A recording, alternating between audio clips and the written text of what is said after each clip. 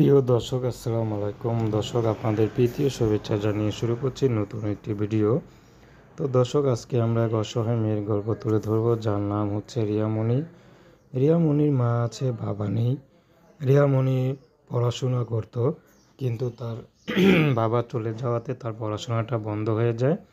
তো রিয়ামণি এখন সংসারের হাল ধরতে নিজেই সেলাই মেশিনে কাজ করে।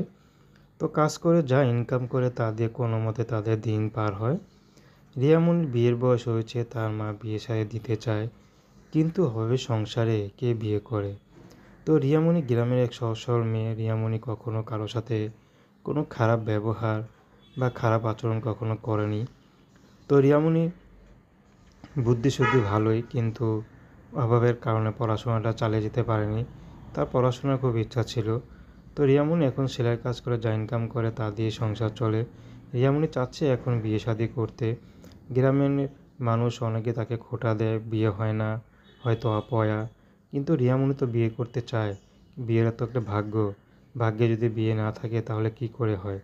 তো রিয়ামণি এখন চাচ্ছে যে আমাকে বিয়ে করবে, সে বিবাহিত হোক বা বয়স্ক হোক, সমস্যা নয়, রিয়ামণি তাকে বিয়ে শাদী করবে।